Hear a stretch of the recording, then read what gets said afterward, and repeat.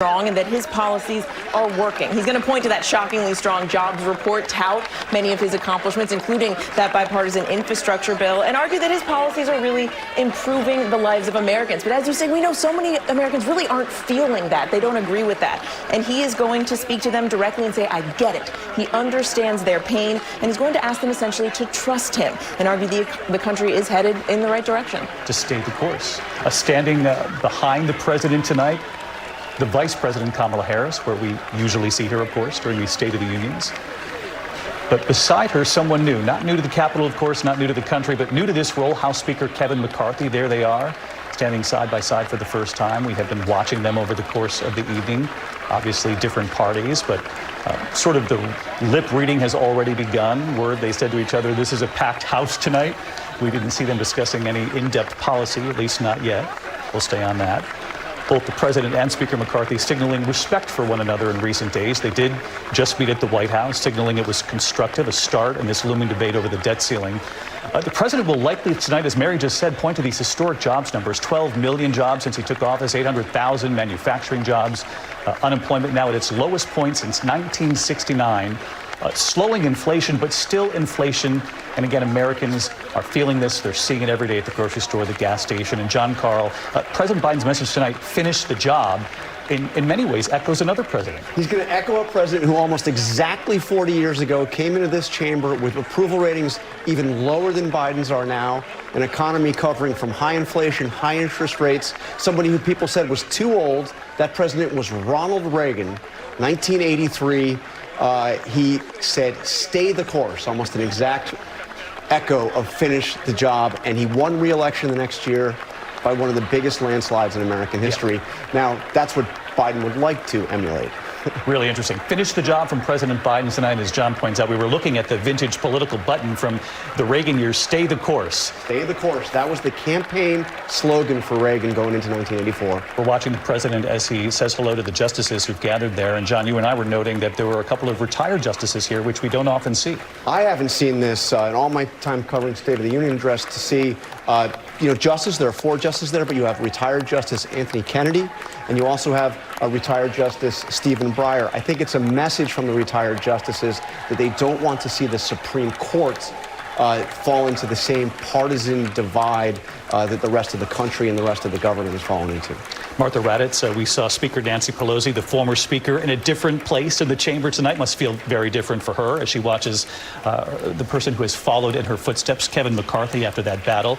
But right now, the president meeting the Joint Chiefs and the military establishment, the defense secretary as well, and foreign policy will play a major role tonight. It will, but I want to think back to last year. The president spent 12 minutes talking about Ukraine. It was less than a week after Russia invaded. There was some debate within the administration on how much to focus on Ukraine. They decided they have to do that. The president really wants to rally support for Ukraine, and the administration feels it's waning just a bit. The president shaking Speaker McCarthy's hand,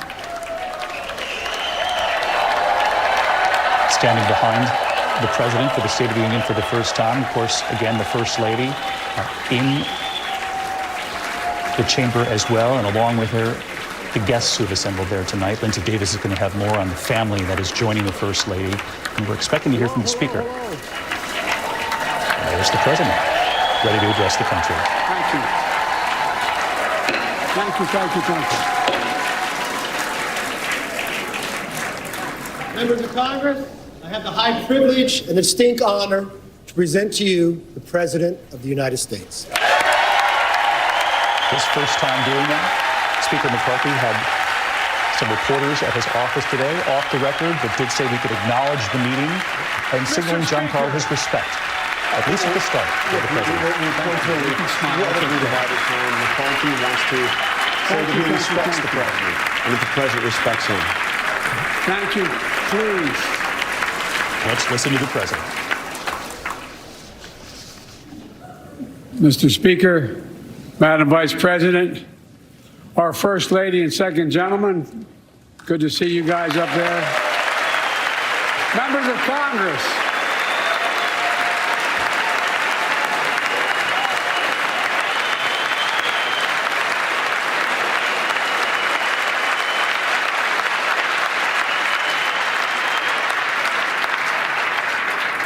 By the way, Chief Justice, I may need a court order. She gets to go to the game tomorrow, next week. I have to stay home. Got to work something out here. Members of the Cabinet, leaders of our military, Chief Justice, Associate Justice, and retired Justice of the Supreme Court, and to you, my fellow Americans. You know, I start tonight by congratulating the 118th Congress and the new Speaker of the House, Kevin McCarthy.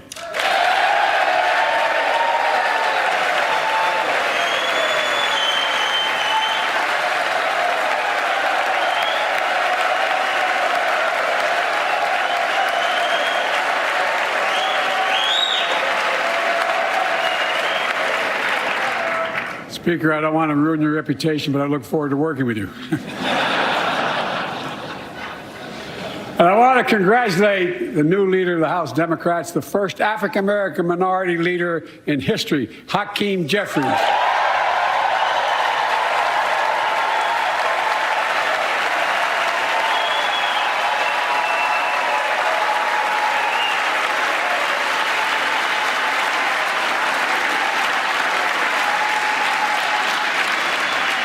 He won in spite of the fact I campaigned for him.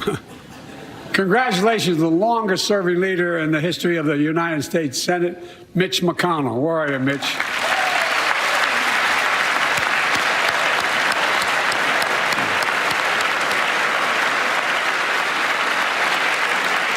And congratulations to Chuck Schumer, another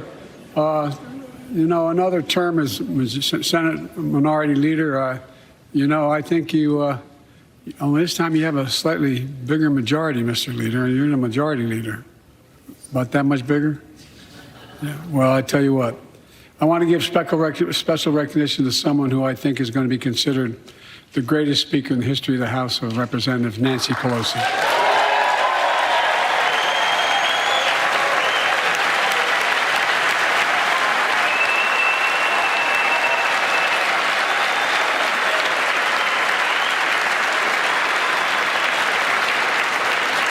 Folks, the story of America is a story of progress and resilience, of always moving forward, of never, ever giving up.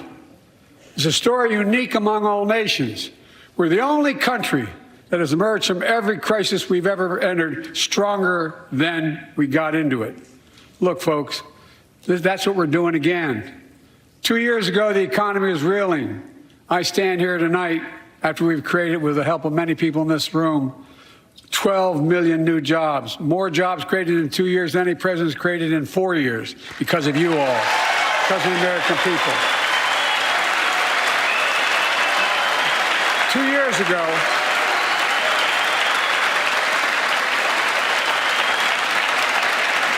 years ago, COVID had shut down, our businesses were closed, our schools were robbed of so much, and today, COVID no longer controls our lives.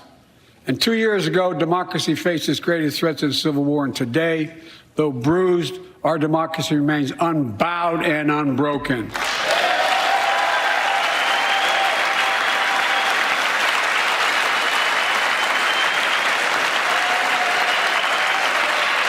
As we gather here tonight, we're writing the next chapter in the great American story, a story of progress and resilience. When world leaders ask me to define America, and they do, believe it or not, I can define it in one word, and I mean this: possibilities. We don't think anything is beyond our capacity. Everything is a possibility.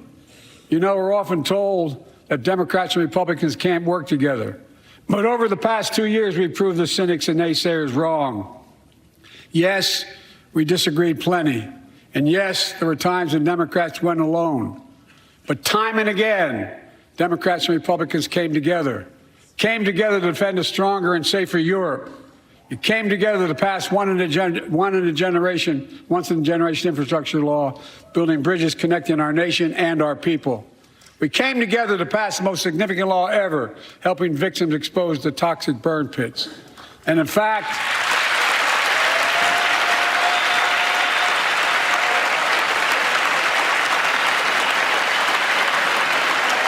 it was important.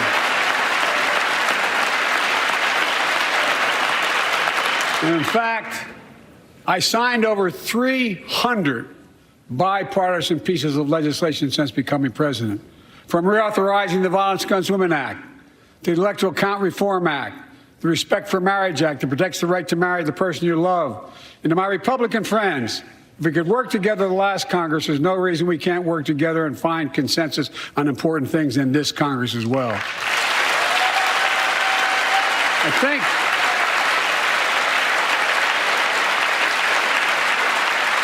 folks, you all are as formed as I am, but I think the people sent us a clear message. Fighting for the sake of fighting, power for the sake of power, conflict for the sake of conflict gets us nowhere. That's always been my vision of our country, and I know it's many of yours. To restore the soul of this nation, to rebuild the backbone of America, America's middle class, and to unite the country. We've been sent here to finish the job, in my view. For decades, the middle class has been hollowed out in more than, and not one administration, but for a long time. Too many good-paying manufacturing jobs move overseas. Factories closed down. Once thriving cities and towns that many of you represent became shadows of what they used to be. And along the way, something else we lost: pride, our sense of self-worth. I ran for president to fundamentally change things, to make sure our economy works for everyone, so we can all feel that pride in what we do. To build an economy from the bottom up and the middle out, not from the top down. Because when the middle class does well, the poor have a ladder up, and the wealthy still do very well. We all do well.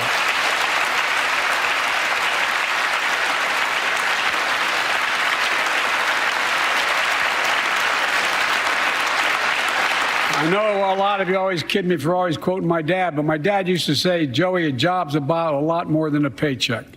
He really would say this. It's about a lot more than a paycheck. It's about your dignity. It's about respect. It's about being able to look your kid in the eye and say, honey, it's going to be okay, and mean it. Well, folks, so let's look at the results. We're not finished yet by any stretch of the imagination, but unemployment rate is at 3.4%, a 50-year low. A near record unemployment. Near record unemployment for black and Hispanic workers. We've already created, your help, 800,000 good-paying manufacturing jobs, the fastest growth in 40 years. And where is it written? Where is it written that America can't lead the world in manufacturing? And I don't know where that's written. For too many decades, we imported projects and exported jobs. Now, thanks to what you've all done, we're exporting American products and creating American jobs. Folks, inflation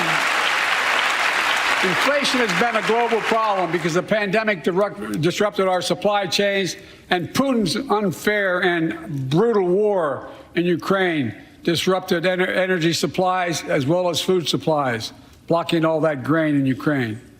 But we're better positioned than any country on earth right now. But we have more to do. But here at home, inflation is coming down. Here at home, gas prices are down $1.50 from their peak. Food inflation is coming down, not fast enough, but coming down. Inflation has fallen every month for the last 6 months, while take-home pay has gone up. Additionally, over the last 2 years, a record 10 million Americans applied to start new businesses. 10 million. And by the way, every time someone starts a small business is an act of hope. And Madam Vice President, I want to thank you for leading that effort to ensure that small businesses have access to capital and the historic laws we enacted that are going to just come into being. Standing here last year, I shared with you a story of American genius and possibilities. Semiconductors, small computer chips the size of a fingerprint that power everything from cell phones to automobiles and so much more. These chips were invented in America. Let's get that straight. They were invented in America. We used to make 40% of the world's chips. In the last several decades, we lost our edge. We're down to only producing 10%. We all saw what happened during the pandemic when chip factories shut down overseas. Today's automobiles need 3,000 chips, each of those automobiles. But American automobiles couldn't make enough cars because there weren't enough chips. Car prices went up, people got laid off. So did everything from refrigerators to cell phones. We can never let that happen again. That's why we came together to pass the Bipartisan Chips and Science Act.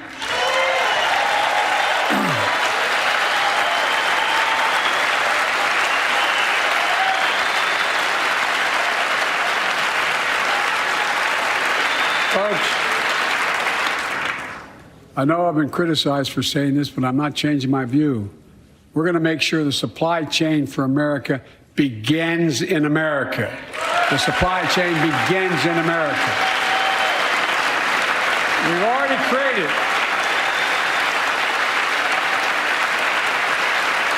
created 800,000 new manufacturing jobs without this law, before the law kicks in.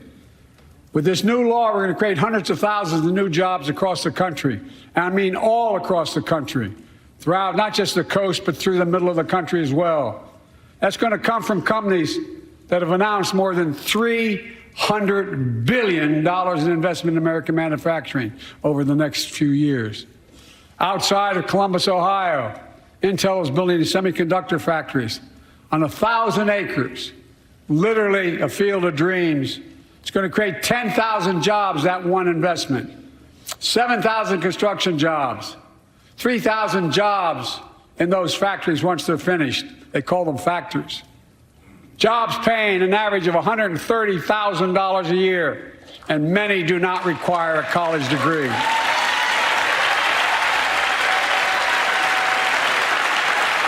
Jobs. Because we work together, these jobs where people don't have to leave home to search for opportunity. It's just getting started. Think about the new homes, the small businesses, the medium-sized businesses. So much more that's going to be needed to support those 3,000 permanent jobs and the factories that are going to be built. Talk to mayors and governors, Democrats and Republicans, and they'll tell you what this means for their communities. We're seeing these field of dreams transform to the heartland. But to maintain the strongest economy in the world, we need the best infrastructure in the world. And folks, as you all know, we used to be #1 in the world in infrastructure. We've sunk to 13th in the world. The United States of America, 13th in the world in infrastructure, modern infrastructure. But now we're coming back because we came together and passed the bipartisan infrastructure law, the largest investment in infrastructure since President Eisenhower's interstate highway system.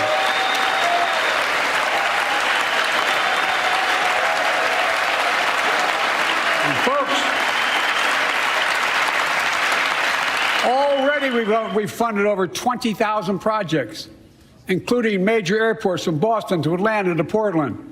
Projects that are going to put thousands of people to work rebuilding our highways, our bridges, our railroads, our tunnels, ports, airports, clean water, high-speed internet, all across America.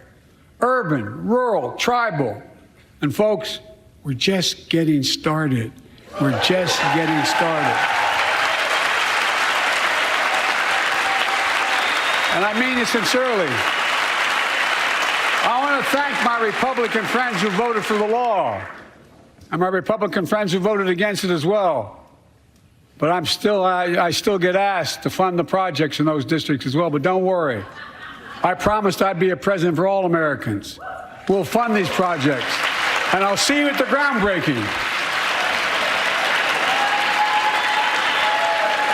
Look, this law will further unite all of America. Projects like Brent Spence Bridge in Kentucky over the Ohio River, built 60 years ago, badly needed repairs, one of the nation's most congested freight routes, carrying $2 billion worth of freight every single day across the Ohio River. And folks, I've been talking about fixing it for decades, but we're really finally going to get it done.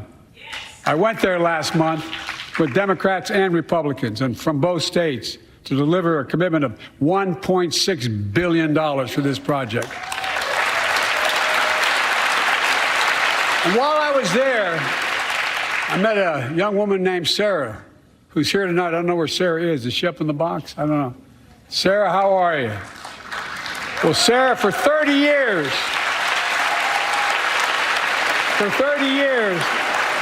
I learned, she told me she'd been a proud member of the Iron Workers Local 44, known as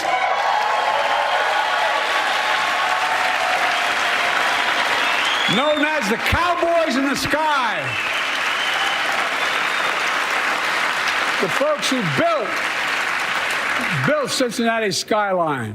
Sarah said she can't wait to be 10 stories above the Ohio River building that new bridge. God bless her. That's pride. And that's what we're also building. We're building back pride. Look, we're also replacing poisonous lead pipes that go into 10 million homes in America, 400,000 school and child care centers. So every child in America can drink the water instead of having permanent damage to their brain. Look, we're making sure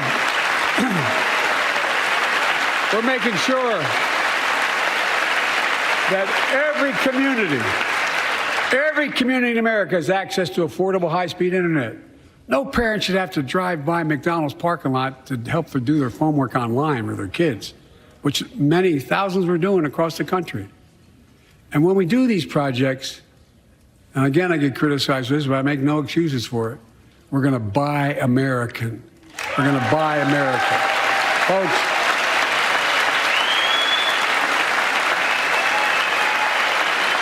and it's totally consistent with international trade rules. Buy America has been the law since 1933, but for too long, past administrations, Democrat and Republican, have fought to get around it. Not anymore. Tonight, I'm announcing new standards that require all construction materials used in federal infrastructure projects to be made in America. Made in America. I mean it. Lumber, glass, drywall, fiber optic cable. And on my watch, American roads, bridges, and American highways are going to be made with American products as well. Folks, my economic plan is about investing in places and people that have been forgotten. So many of you listening to me tonight, I know you feel it. So many of you felt like you've just simply been forgotten. Amid the economic upheaval of the past 4 decades, too many people have been left behind and treated like they're invisible. Maybe that's you watching from home. Remember the jobs that went away. You remember them, don't you? The folks at home remember them. You wonder whether the path even exists anymore for your children to get ahead without having to move away. Well, that's why I get that. That's why we're building an economy where no one's left behind. Jobs are coming back. Pride is coming back. Because choices we made in the last several years. You know, this is, in my view, a blue-collar blueprint to rebuild America and make a real difference in your lives at home. For example, too many of you lay in bed at night like my dad did, staring at the ceiling, wondering what in God's name happens if your spouse gets cancer or your child gets deadly ill, or something happens to you. What are you going to get money to pay for those medical bills? Or are you going to have to sell the house or try to get a second mortgage on it? I get it. I get it. With the Inflation Reduction Act that I signed into law, we're taking on powerful interest to bring healthcare costs down so you can sleep better at night with more security. You know, we pay more for prescription drugs than any nation in the world. Let me say it again. We pay more for prescription drugs than any major nation on earth. For example, 1 in 10 Americans has diabetes. Many of you in this chamber do, and in the audience. But every day, millions need insulin to control their diabetes. so they can literally stay alive. Insulin's been around for over 100 years. The guy who invented it didn't even patent it because he wanted it to be available for everyone. It cost the drug companies roughly $10 a vial to make that insulin. Packaging and all, you may get up to $13. But Big Pharma has been unfairly charging people hundreds of dollars, $400 to $500 a month, making record profits. Not anymore. Not anymore.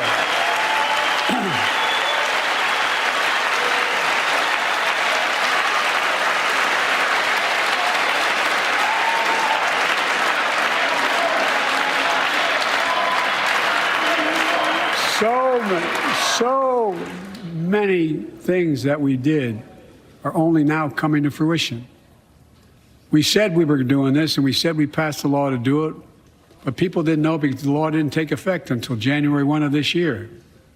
We capped the cost of insulin at $35 a month for seniors on Medicare. People are just finding out. I'm sure you're getting the same calls I'm getting. Look, there are millions of other Americans who do not or are not on Medicare, including 200,000 young people with type 1 diabetes who need this insulin to stay alive. Let's finish the job this time. Let's cap the cost of insulin for everybody at $35.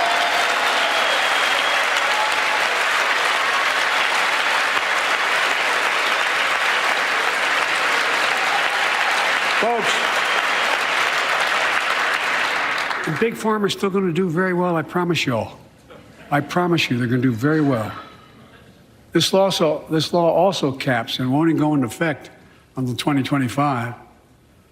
Costs, out-of-pocket drug costs for seniors on Medicare at a maximum of $2,000 a year. You don't have to pay more than $2,000 a year, no matter how much your drug costs are.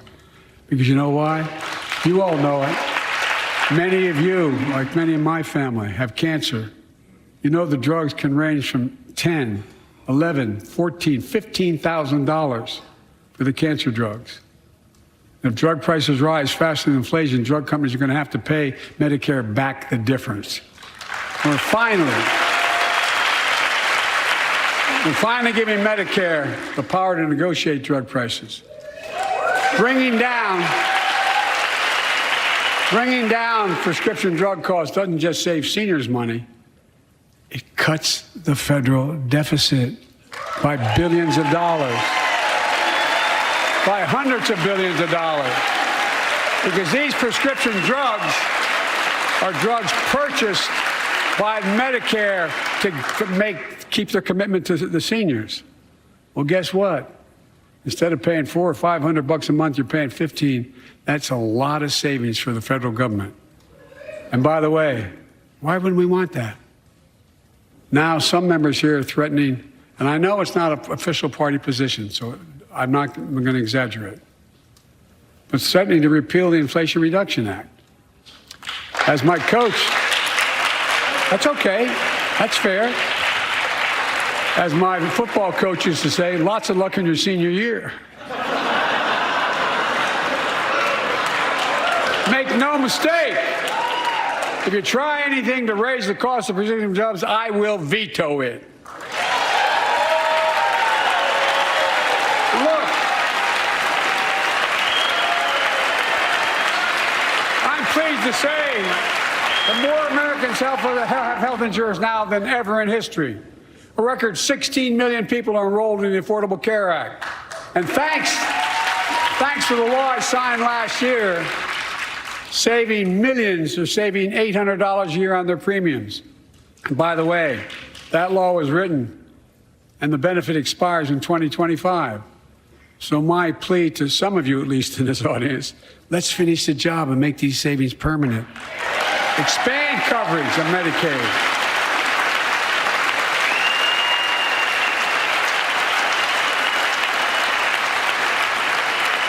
Look, the Inflation Reduction Act is also the most significant investment ever in climate change. Ever.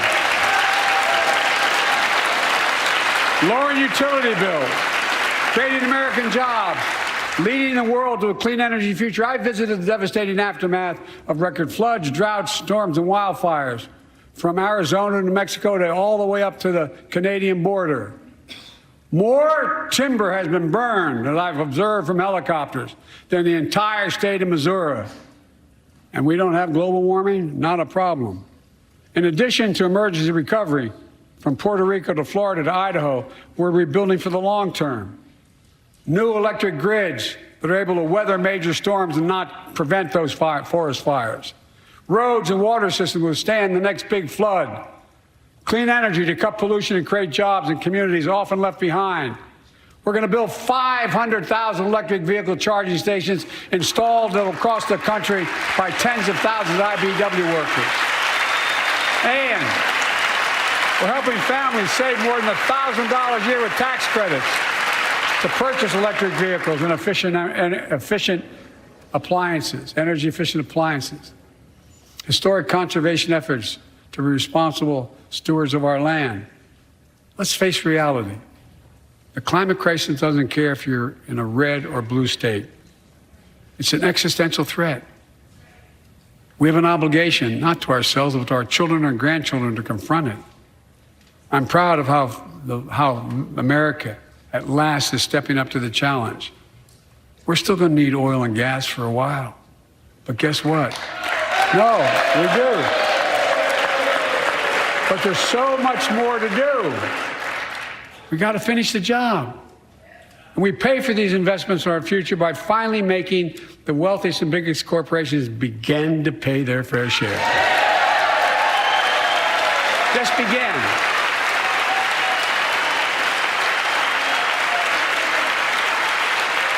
Look, I'm a capitalist, but pay your fair share. I think a lot of you at home agree with me and many people that you know. The tax system is not fair.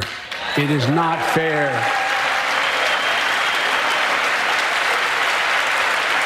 Look, the idea that in 2020, 55 of the largest corporations in America, the Fortune 500, made $40 billion in profits and paid zero in federal taxes? Zero? Folks, it's simply not fair. But now, because of the law I signed, billion-dollar companies have to pay a minimum of 15%. God love them. 15%. That's less than a nurse pays. And I need to be crystal clear. I said at the very beginning, under my plans, as long as I'm president, nobody earning less than $400,000 will pay an additional penny in taxes. Nobody, not one penny. But let's finish the job. There's more to do. We have to reward work, not just wealth. Pass my proposal for the billionaire minimum tax. You know, there's 1,000 billionaires in America. It's up from about 600 in the beginning of the term. But no billionaire should be paying a lower tax rate than a school teacher or firefighter. I mean it. Think about it.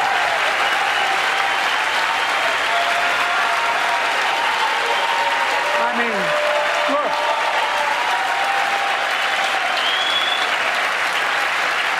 I know you aren't enthusiastic about that, but think about it.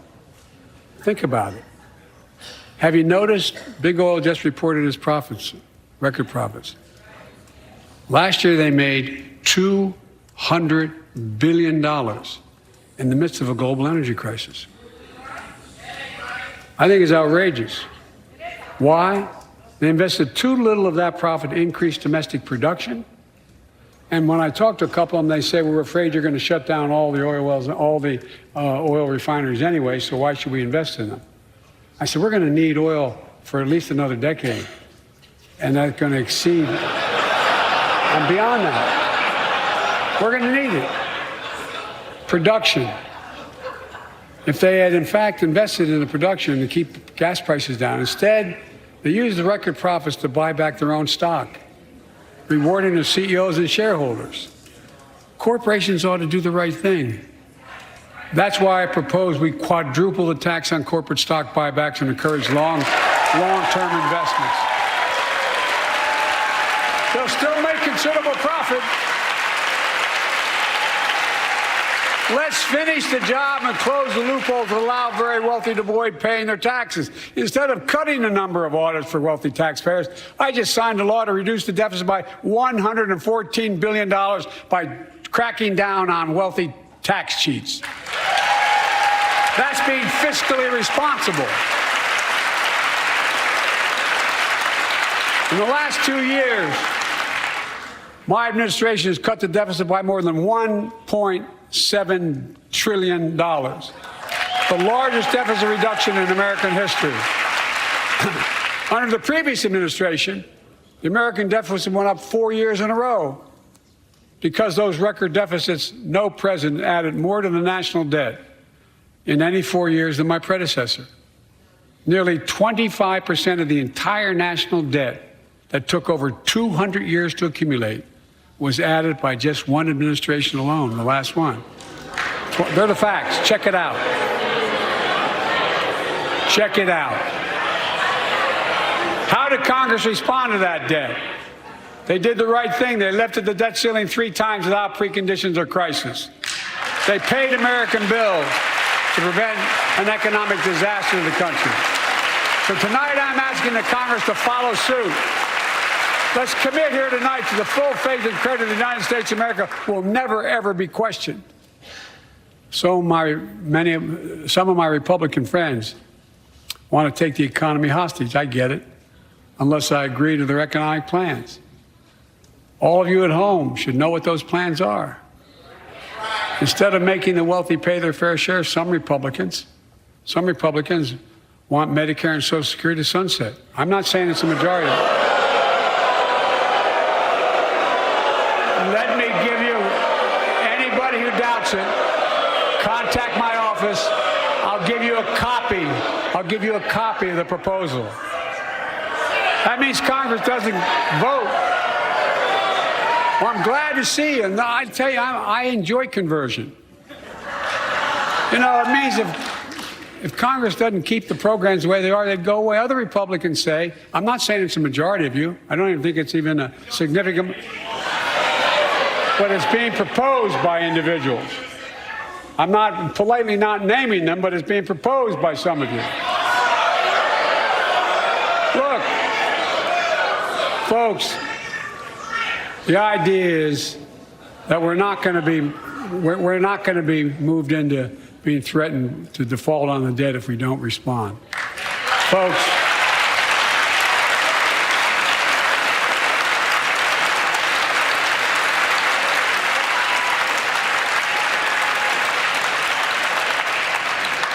Folks, as we all apparently agree, Social Security and Medicare is off the books now, right? They're not to be sponsored. All right. I'm ready. We got unanimity.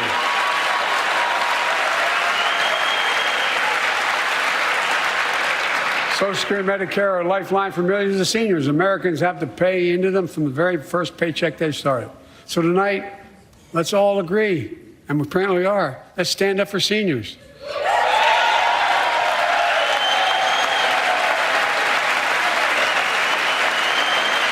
Stand up and show them. We will not cut Social Security. We will not cut Medicare. Those benefits belong to the American people. They earned it. And if anyone tries to cut Social Security, which apparently no one's going to do, and if anyone tries to cut Medicare, I'll stop them. I'll veto it. And look, I'm not going to allow them to be taken away. Not today, not tomorrow, not ever. But apparently it's not going to be a problem.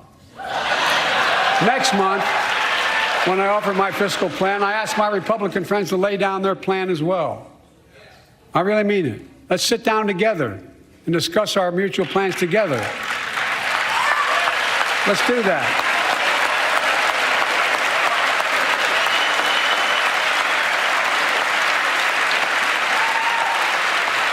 I can tell you, the plan I'm going to show you is going to cut the deficit by another $2 trillion.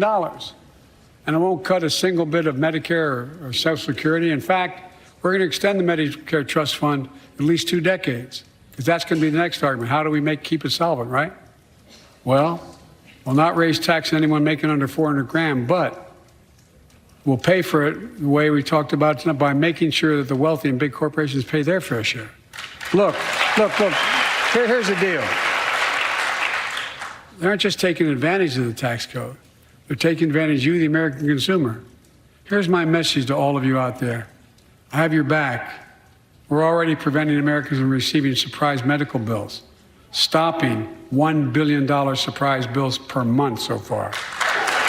We're protecting seniors' life savings by cracking down on nursing homes that commit fraud, endanger patient safety, prescribe drugs that are not needed. Millions of Americans can now save thousands of dollars because they can finally get a hearing aid over the counter without a prescription. Look, capitalism without competition is not capitalism. It's extortion. It's exploitation. Last year, I cracked down with the help of many of you on foreign shipping companies that were making you pay higher prices for every good coming into the country. I signed a bipartisan bill to cut shipping costs by 90%, helping American farmers, businessmen, and consumers. Let's finish the job. Pass the bipartisan legislation to strengthen antitrust enforcement and prevent big online platforms from giving their own products an unfair advantage.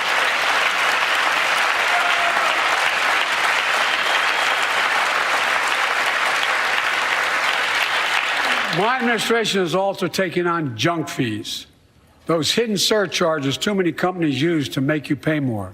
For example, we're making airlines show you the full ticket price up front, refund your money if your flight is canceled or delayed. We've reduced exorbitant bank overdrafts by saving consumers more than $1 billion a year. We're cutting credit card late fees by 75%, from $30 to $8. Look, junk fees may not matter to the very wealthy, but they matter to most other folks in homes like the one I grew up in, like many of you did. They add up to hundreds of dollars a month. They make it harder for you to pay your bills or afford that family trip. I know how unfair it feels when a company overcharges you and gets away with it. Not anymore. We've written a bill to stop it all. It's called the Junk Fee Prevention Act. We're going to ban surprise resort fees that hotels charge on your bill. Those fees can cost you up to $90 a night at hotels that aren't even resorts.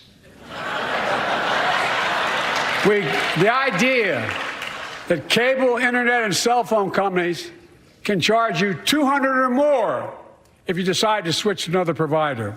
Give me a break. We can stop service fees on tickets to concerts and sporting events and make companies disclose all the fees up front. And we'll prohibit airlines from charging $50 round trip for family just to be able to sit together. Baggage fees are bad enough. Airlines can't treat your child like a piece of baggage. Americans are tired of being. We're tired of being played for suckers.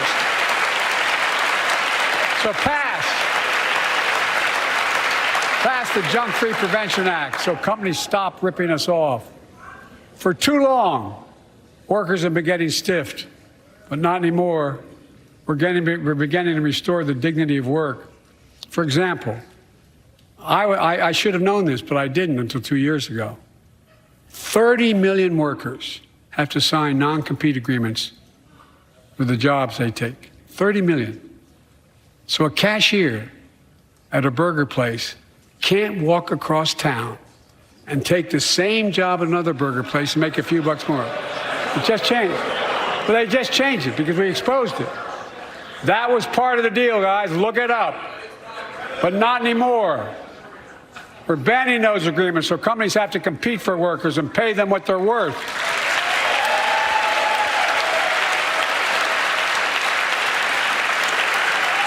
And I must tell you, this is bound to get a response from my friends on my left but the right. I'm so sick and tired of companies breaking the law by preventing workers from organizing. Pass the PRO Act, because business have a right, workers have a right to form a union. And let's guarantee all workers have a living wage. Let's make sure working parents can afford to raise a family with sick days, paid family medical leave, affordable child care. That's going to enable millions of more people to go and stay at work. And let's restore the full child tax credit, which gave tens of millions of parents some breathing room and cut child poverty in half to the lowest level in history. And by the way, when we do all these things, we increase productivity, we increase economic growth. So let's finish the job and get more families access to affordable, quality housing. Let's get seniors who want to stay in their homes the care they need to do so. Let's give more breathing room to millions of family caregivers looking after their loved ones. Pass my plan so we get seniors and people with disabilities the home care and services they need.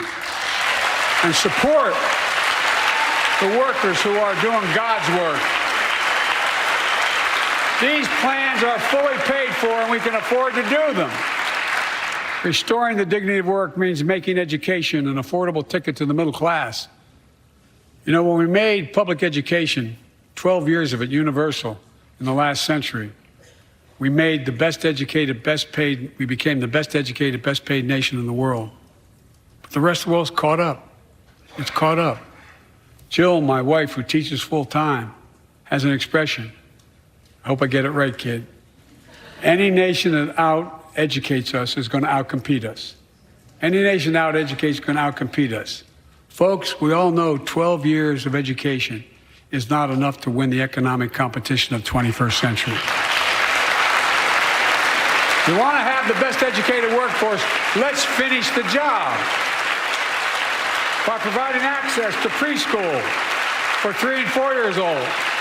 Studies show that children who go to preschool are nearly 50% more likely to finish high school and go on to earn a 2 or 4 year degree, no matter their background they came from. Let's give public school teachers a raise.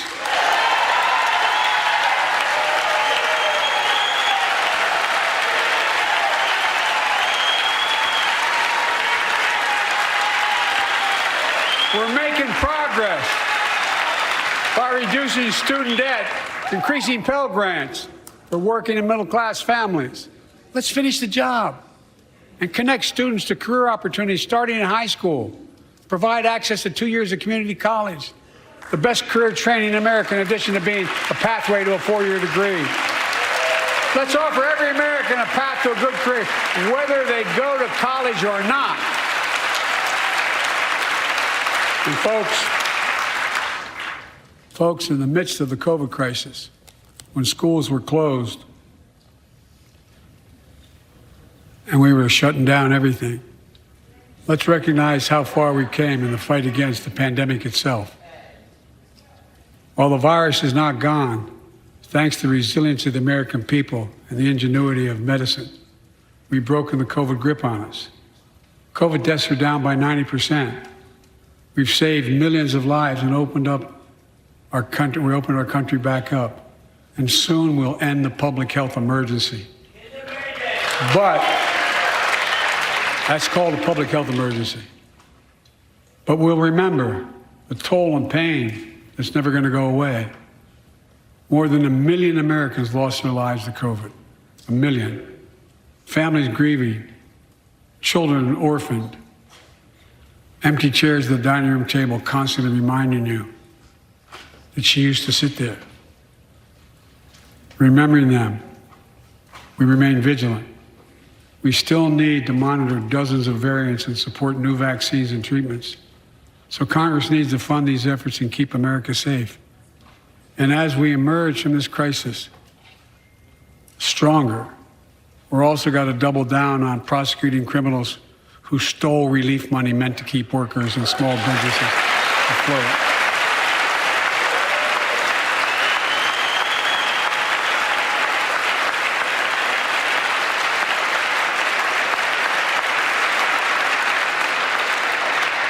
Before I came to office, you remember, during that campaign, the big issue was about inspector generals.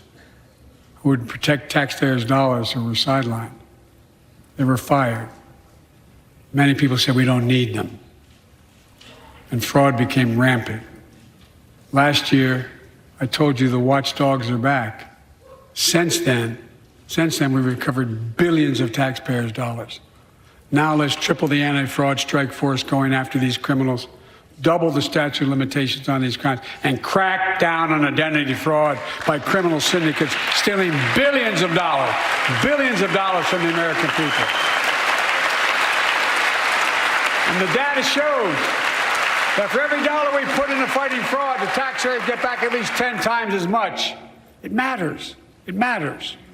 Look, COVID left its scars, like the spike in violent crime in 2020, the first year of the pandemic.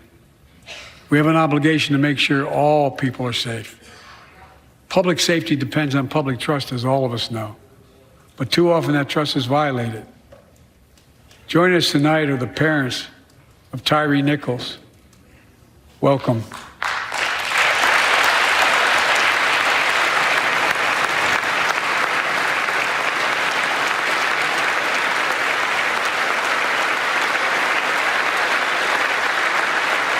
We had to bury Tyre last week. As many of you personally know, there's no words to describe the heartache or grief of losing a child.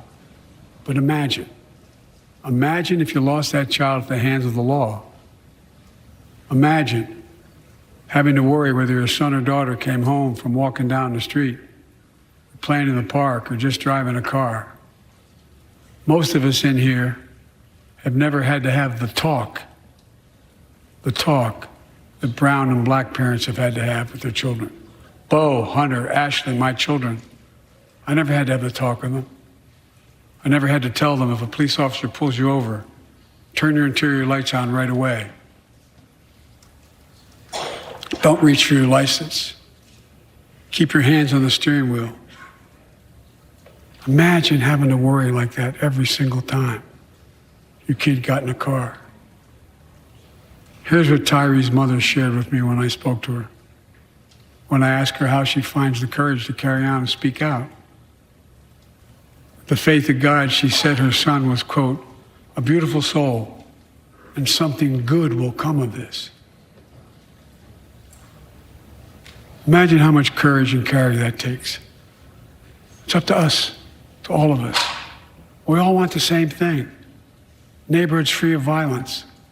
Law enforcement who earns the community's trust. Just as every cop, when they pin on that badge in the morning, has a right to be able to go home at night, so does everybody else out there. Our children have a right to come home safely. Equal protection under the law is a covenant we have with each other in America. We know police officers put their lives on the line every single night and day. And we know we ask them in many cases to do too much, to be counselors, social workers, psychologists, responding to drug overdoses, mental health crises, and so much more. In one sense, we ask much too much of them. I know most cops and their families are good, decent, honorable people, the vast majority. But they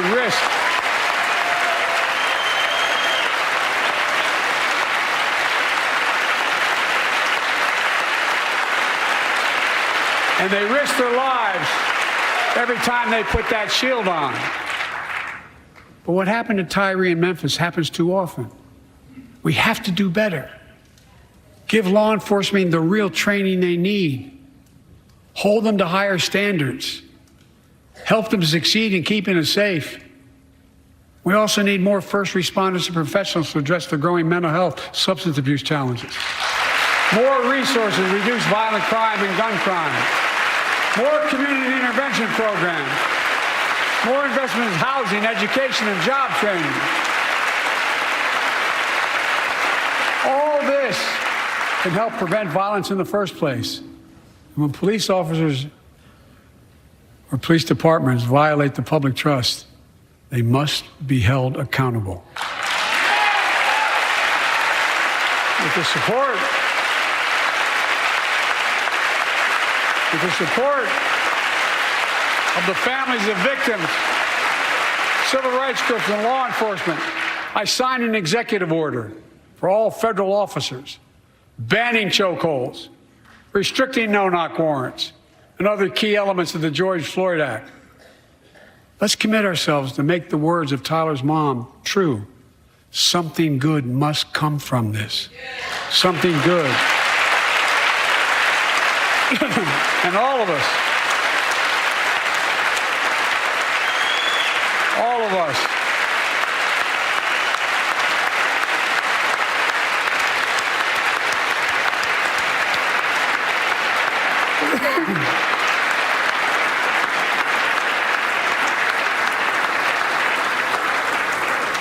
folks, it's difficult, but it's simple. All of us in this chamber, we need to rise to this moment. We can't turn away. Let's do what we know in our hearts that we need to do. Let's come together to finish the job on police reform. Do something. Do something. That was the plea of parents who lost their children in Uvalde. I met with every one of them. Do something about gun violence. Thank God. Thank God we did. Passing the most sweeping gun safety law in 3 decades. That includes things like that the majority of responsible gun owners already support.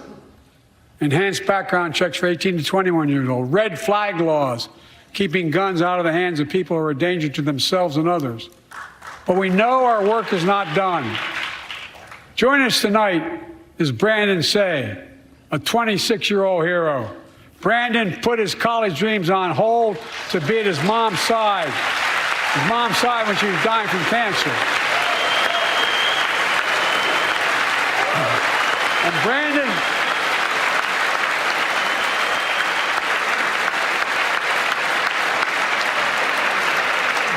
now works at the dance studio started by his grandparents. And 2 weeks ago, during the Lunar New Year celebrations, he heard the studio door close, and he saw a man standing there pointing a semi-automatic pistol at him. He thought he was going to die, but he thought about the people inside. And in that instant, he found the courage to act and wrestled a semi-automatic pistol away from the gunman who had already killed 11 people in another dance studio. 11. He saved lives. It's time we do the same. Ban assault weapons now. Ban them now. Once and for all.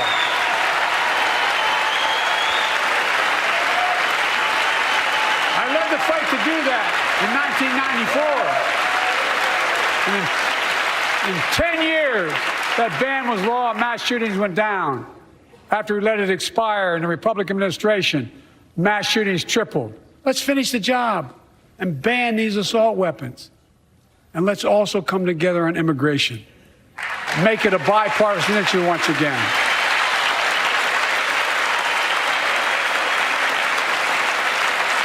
We now have a record number of personnel working to secure the border, arresting 8,000 human smugglers, seizing over 23,000 pounds of fentanyl in just the last several months. We've launched a new border plan last month.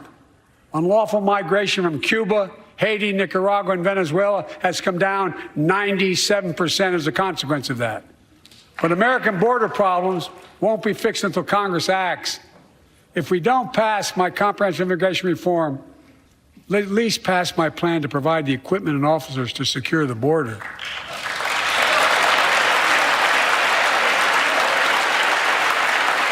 And a pathway to citizenship for dreamers, those on temporary status, farm workers, essential workers. Here in the People's House, it's our duty to protect all the people's rights and freedoms. Congress must restore the right and the...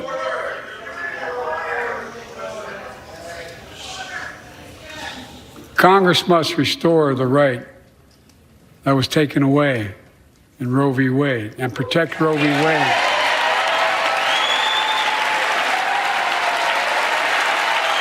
Give every woman a consular right. The Vice President and I are doing everything to protect access to reproductive health care and safeguard patient safety. But already more than a dozen states are enforcing extreme abortion bans. Make no mistake about it. If Congress passes a national ban, I will veto it.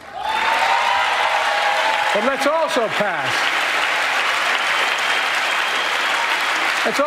the Bipartisan Equality Act to ensure LGBTQ Americans, especially transgender young people, can live with safety and dignity. Our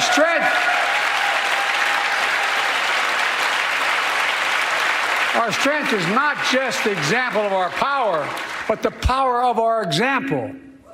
Let's remember the world's watching. I spoke in this chamber 1 year ago, just days after Vladimir Putin unleashed his brutal attack against Ukraine. A murderous assault, evoking images of death and destruction Europe suffered in World War II. Putin's invasion has been a test for the ages, a test for America, a test for the world. Would we stand for the most basic of principles? Would we stand for sovereignty? Would we stand for the right of people to live free of tyranny? Would we stand for the defense of democracy? For such defense matters to us because it keeps peace and prevents open season on would-be aggressors and threatens our prosperity. 1 year later, we know the answer. Yes, we would, and we did. We did. And together, we did what America always does at our best. We led. We united NATO. We built a global coalition. We stood against Putin's aggression. We stood with the Ukrainian people. Tonight, we're once again joined by Ukraine's ambassador to the United States. She represents not just her nation, but the courage of her people. Our ambassador is here, we're united in our support of your country. Will you stand so we can all take a look at you? Thank you.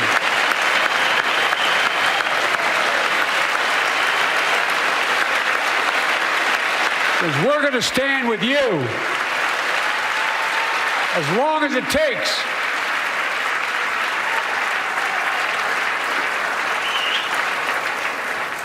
Our nation's working for more freedom, more dignity, more peace, not just in Europe, but everywhere.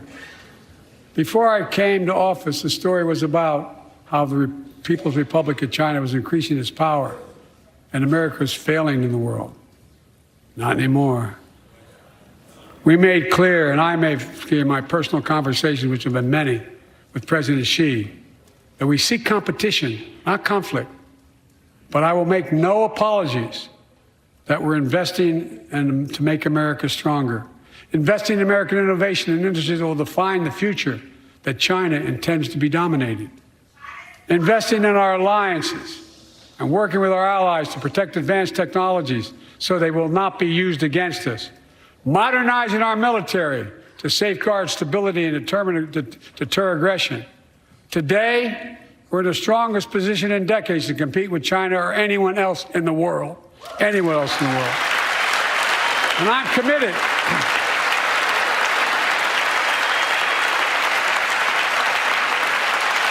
I'm committed to work with China where we can advance American interests and benefit the world. But make no mistake about it.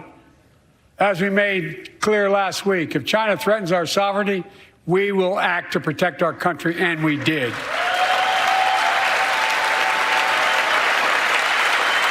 Look, let's be clear. Winning the competition should unite all of us. We face serious challenges across the world. But in the past 2 years, democracies have become stronger, not weaker. Autocracy has grown weaker, not stronger. Name me a world leader who changed places with Xi Jinping. Name me one. Name me one. America's rallying the world to meet those challenges, from climate to global health, to food insecurity, to terrorism, to territorial aggression. Allies are stepping up, spending more and doing more. Look, the bridges we're forming between partners in the Pacific and those in the Atlantic, and those who bet against America are learning how wrong they are. It's never, ever been a good bet to bet against America. Never.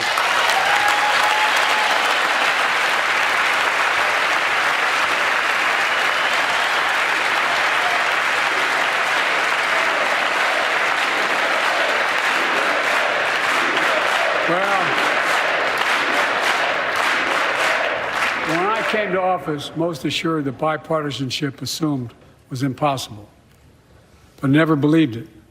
That's why a year ago I offered a unity agenda to the nation as I stood here. We made real progress together.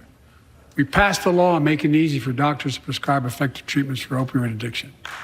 We passed the gun safety law, making historic investments in mental health.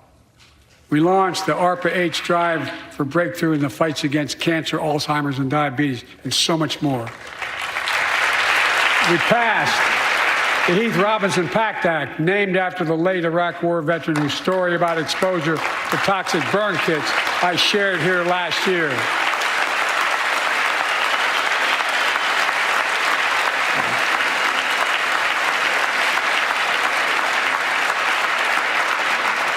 I understand something about those burn pits, but there's so much more to do. We can do it together. Joining us tonight is a father named Doug from Newton, New Hampshire. He wrote Jill, my wife, a letter, and me as well, about his courageous daughter, Courtney. A contagious laugh, his sister's best friend, her sister's best friend. He shared the story all too familiar to millions of Americans and many of you in the audience. Courtney discovered pills in high school. It spiraled into addiction and eventually death from a fentanyl overdose. She was just 20 years old. Describing the last 8 years without her, Doug said, "There's no worse pain." Yet their family has turned pain to purpose, working to end the stigma and change laws. He told us he wants to start a journey toward American recovery. Doug, we're with you. Fentanyl is killing more than 70,000 Americans a year.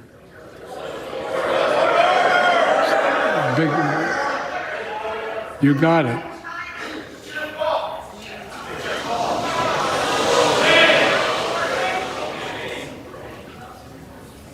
So let's launch a major surge to stop fentanyl production in the sale and trafficking, with more drug detection machines, inspection cargo, stop pills and powder at the border.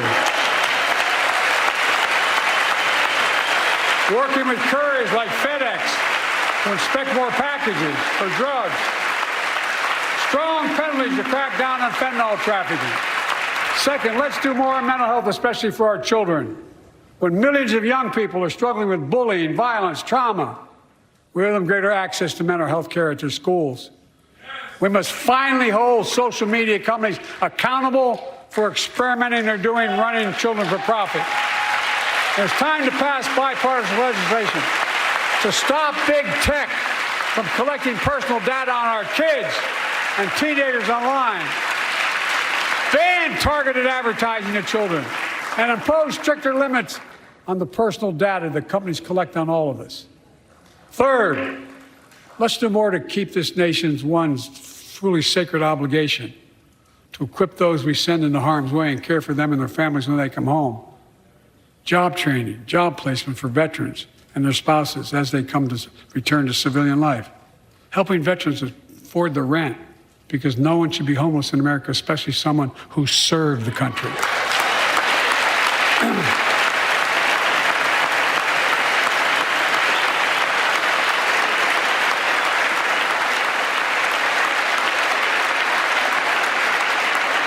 Dennis McDonough is here of the VA.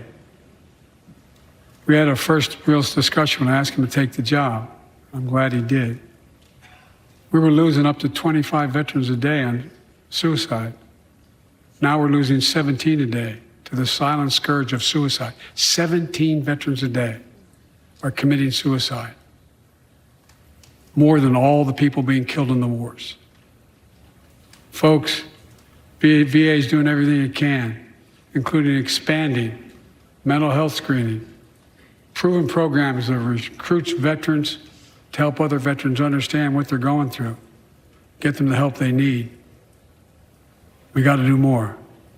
And fourth, last year, Jill and I reignited the cancer moonshot that I was able to start with President Obama asked me to lead our administration on this issue.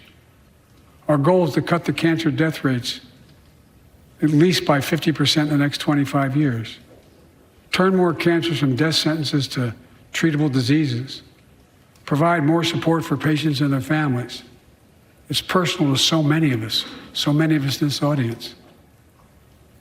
Joining us are Morris and Candice, an Irishman and the daughter of immigrants from Panama. They met and fell in love in New York City and got married in the same chapel Jill and I got married in New York City. Kindred spirits. He wrote us a letter about his little daughter, Ava, and I saw her just before I came over. She was just a year old when she was diagnosed with rare kidney disease, cancer. After 26 blood transfusions, 11 rounds of radiation, 8 rounds of chemo, 1 kidney removed, given a 5% survival rate. He wrote how in the darkest moments he thought, if she goes, I can't stay. Many of you have been through that as well. Jill and I understand that like so many of you. And he read Jill's book describing our family's cancer journey and how we tried to steal moments of joy where we could with Bo. For them, that glimmer of joy was the half smile of their baby girl. It meant everything to them. They never gave up hope. Little Ava never gave up hope. She turns 4 next month. They just found out Ava's beating the odds, is on her way to being cured of cancer. And she's watching from the White House tonight and she's not asleep already. For the lives we can save,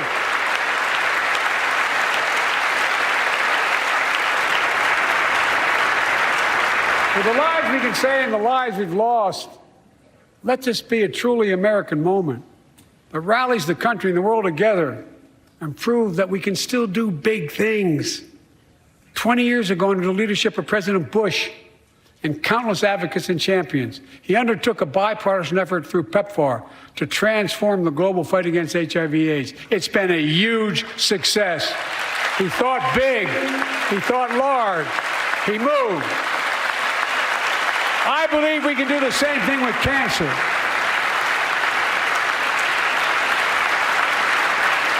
Let's end cancer as we know it. Cure some cancers once and for all. Folks, there's one reason why we've been able to do all of these things. Our democracy itself. It's the most fundamental thing of all. With democracy, everything's possible. Without it, nothing is. For the last few years, our democracy has been threatened and attacked, put at risk, put to the test in this very room on January the 6th. And then just a few months ago, an unhinged big lie assailed and unleashed a political violence, the home of the then Speaker of the House of Representatives, using the very same language the insurrectionists used as they stalked these halls and chanted on January 6th. Here tonight in this chamber is a man who bears the scars of that brutal attack, but is as tough and as strong and as resilient as they get. My friend Paul Pelosi. Paul, stand up.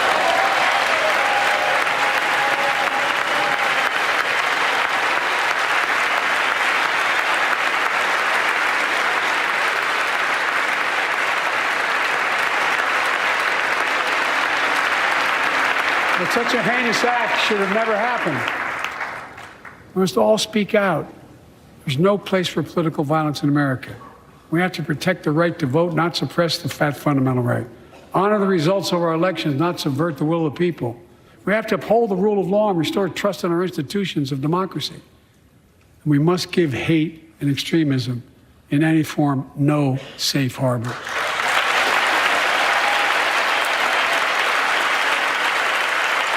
Democracy must not be a partisan issue. It's an American issue. Every generation of Americans has faced a moment where they have been called to protect our democracy, defend it, stand up for it. And this is our moment. My fellow Americans, we meet tonight at an inflection point, one of those moments that only a few generations ever face, where the direction we now take is going to decide the course of this nation for decades to come. We're not bystanders of history. We're not powerless before the forces that confront us. It's within our power of we, the people. We're facing the test of our time. We have to be the nation we've always been at our best. Optimistic, hopeful, forward-looking. A nation that embraces light over dark, hope over fear, unity over division, stability over chaos. We have to see each other not as enemies, but as fellow Americans. We're good people. The only nation in the world built on an idea. The only one.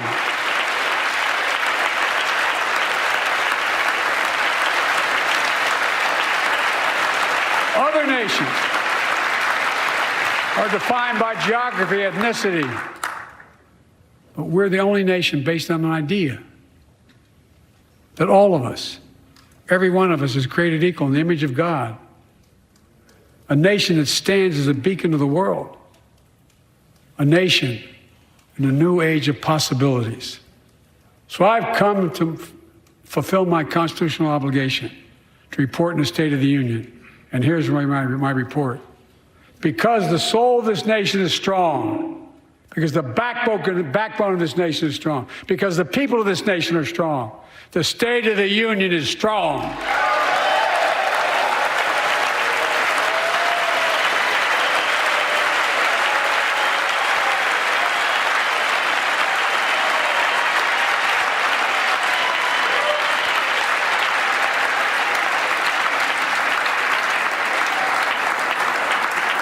I'm not new to this place.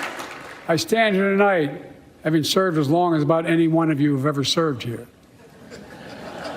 But I've never been more optimistic about our future, about the future of America. We just have to remember who we are. We're the United States of America, and there's nothing beyond our capacity if we do it together. God bless you all, and may God protect our truth. Thank you. President Biden before the American people, before Congress tonight. A joint session, shaking Vice President Kamala Harris's hand there. Of course, just before that, shaking the hand of Speaker Kevin McCarthy, who he joked at the beginning. President Biden said, "I don't want to ruin your reputation, but I look forward to working with you." Both the President and Speaker McCarthy, as we mentioned, have signaled respect for one another as they face this looming debt ceiling battle.